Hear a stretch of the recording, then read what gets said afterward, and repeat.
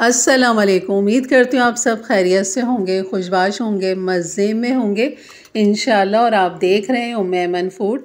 यहाँ मैं आज आपको बनाना सिखाऊंगी करंज आइसक्रीम। और इसका जो करंज है ना वो कैसे बनाते हैं इसकी भी रेसिपी आज आपके साथ शेयर करूँगी। और वीडियो को एंड तक देखिएगा क्योंकि बहुत ही मज़ेदार ये समर स्पेशल हमारी आइसक्रीम है। तो चलिए बनाना शुरू करते हैं। बिस्मिल्लाहिर्रहमानिर्रहीम। यहाँ पर सबसे पहले हम करंज की तैयारी कर लेंगे। यहाँ पर मैंने बादाम ले लिए हैं, तकरीबन 10 अदद बादाम लिए हैं। ये भीगे हुए नहीं है, बिल्कुल ड्राई बादाम है।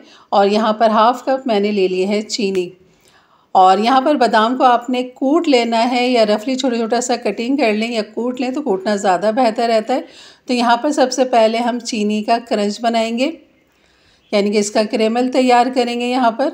और हल्की लो हीट पर हम इसे पकने देंगे।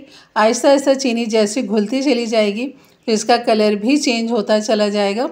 और बीच बीच में आपने चमचा लाजमी चलाते रहना है ताकि चीनी का जो कलर है ना वो डार्क ना हो जाए, वरना इसमें स्मेल आ जाती है जलने की।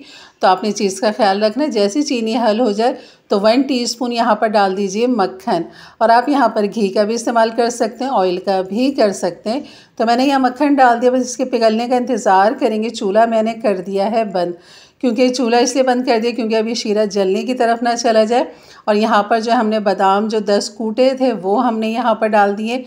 लेकिन इससे पहले आपने एक ट्रे जो है सिल्वर की या कोई स्टील की आपने तैयार रखनी है, जिसमें आपने ऑयल ग्रीस कर लीजिए, चिकना कर लीजिए। उसके बाद ये जैसे कैरेमल आपका तैयार हो जाए फ़ौरन आप उसके ऊपर डाल दीजिए इस तरह। तो जैसे डालेंगे तो खुद ब खुद भी फैलने लगेगा। और नहीं तो आप थोड़ा सा चमचे की मदद से जो है ना आप इस तरह ऊपर नीचे कर सकते हैं और इसको एक पतली सी लेयर बना सकते हैं। फ़ौरन ये ड्राई हो जाता है तो बस इसको मैं थोड़ा सा फैला लेती हूँ इस तरह चम्मच की मदद से। तो ये हमारा कैरेमल का जो है ना बेस तैयार हो चुका है। अब इसको हम रखते हैं एक तरफ। अब आ जाते हैं यहाँ पर दूध का। हमने यहाँ पर रबड़ी बनानी है, यानी कि दूध को हमने थोड़ा यहाँ पर गाढ़ा करना है। लेकिन एक अच्छा सा आइसक्रीम को कलर देने के लिए यहाँ पर मैंने 2 टेबल स्पून चीनी मज़ीद इसमें डाल दी है। जिसमें हमने कैरेमल बनाया था उसी में हमने डाल दी, क्योंकि इसमें थोड़ा बहुत लगा हुआ है तो वो भी इसमें शामिल हो जाएगा। और यहाँ पर इस चीनी को भी हमने इस तरह कर लेना है। जैसे चीनी कैरेमल हो जाए उसके बाद आप यहाँ पर डाल दीजिए 2 कप के बराबर दूध। और आपने परेशान नहीं होना है कि चीनी बहुत हार्ड हो गई है, पापड़ जैसी हो गई, बिल्कुल भी नहीं घबराइएगा, क्योंकि ये जैसे जैसे इसमें हीट लगेगी ना तो ये दूध में हल हो जाएगा। और दूध का जो एक कलर है ना वही हमें चाहिए इस कैरेमल की वजह से। और इस दूध को हमने इतना पकाना है कि बिल्कुल हमने इसे थिक कर लेना है, क्योंकि हमने आइसक्रीम में शामिल करना है। तो इस वजह से इस दूध को जो है ना हमने रबड़ी बना लेनी है यहाँ पर। और आप देख सकते हैं अब ये पकने लगा है, तो बस इसको मैं छोड़ दूँ इस तरह पकने के लिए। जब तक ये पकता है, गाढ़ा होता है, तब तक हमारा जो क्रंच है ना वो भी देख सकते हैं आप तैयार हो चुका है। तो इस तरह हल्के से आप चम्मच से ऊपर से पुश करेंगे ना तो ये बिल्कुल चूरा चूरा हो जाएगा। लेकिन हमें इसे मज़ीद और बारीक चूरा करना है। तो इस तरह आपने एक शॉपर ले लेना है और उसके अंदर ये सारा क्रंच जो है ना आपने डाल देना है। और इसको भी आप कूट लीजिए, जैसे आपने बादाम को कूटा था इसी तरह आप इसको भी कूट लीजिए। तो ये बिल्कुल बारीक हो जाएगा और छोटा छोटा सा क्रंच बन जाएगा जो हमारी आइसक्रीम के लिए हमें चाहिए। तो आप देख सकते हैं माशाल्लाह काफ़ी अच्छा हमारा क्रंच जो है ना वो तैयार हो चुका है। तो इसको मैं रखती हूँ फ्रिज में ताकि इसे हीट ना लगे और ये इसका क्रंच जो है ना वो बरकरार रहे। तो फ्रिज में रख देते हैं। और यहाँ पर ये देख सकते हैं आप दूध में बहुत अच्छा कलर भी आ चुका है, उसका पानी भी काफ़ी अच्छा ड्राई हो चुका है। अब मैं इसे किसी प्लेट में निकाल के इसे ठंडा होने के लिए रख देती हूँ। अब आ जाते हैं अपने आइसक्रीम की तरफ, जिसके लिए मैंने व्हिप क्रीम ले ली है। किसी भी अच्छे ब्रांड की आप व्हिप क्रीम ले लीजिए।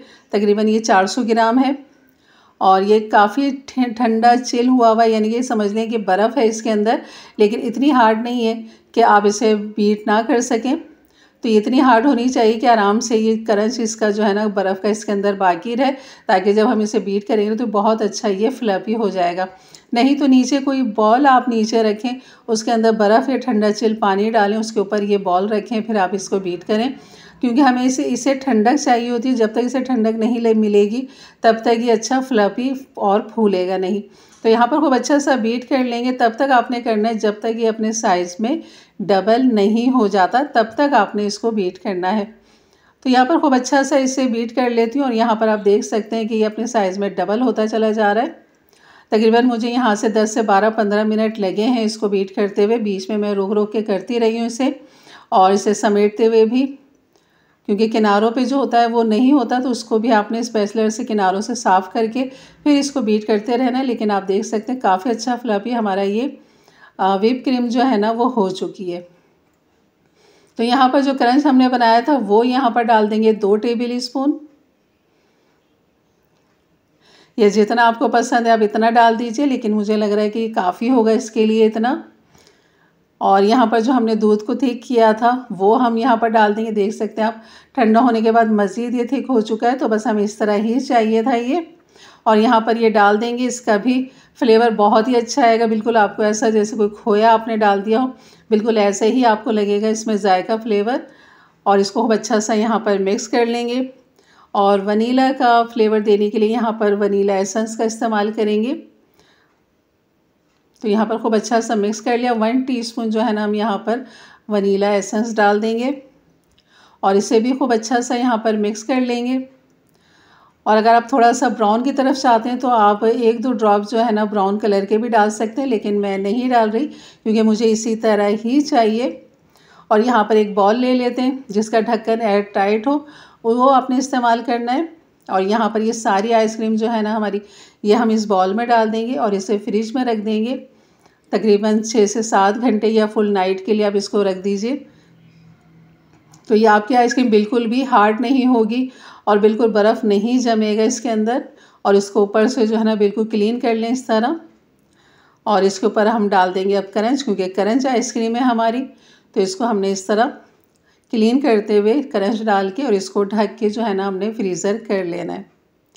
तो 7 से 8 घंटे काफ़ी होते हैं, 6 से 7-8 घंटे काफ़ी होते हैं इससे। तो बस आप इसको रख दीजिए और ये हमारी बेहतरीन सी जो है ना क्रंच वनीला आइसक्रीम जो है बिल्कुल तैयार है। और अब मैं इसे रखती हूँ फ्रिज में और फिर इसको जमाने के बाद जो है ना मैं आपको दिखाती हूँ कि हमारी आइसक्रीम की जो लुक है ना वो कैसी लग रही है। और जब तक हमारी आइसक्रीम जमती है तो आप मेरे चैनल को ज़रूर सब्सक्राइब कर दीजिए और एक अच्छा सा कमेंट्स भी कर दीजिए। और यहाँ पर हो चुके हैं कम से कम 7-8 घंटे हमारी इस आइसक्रीम को, और इसका लुक जो है ना अब आपको दिखाने के लिए यहाँ पर हाजिर है।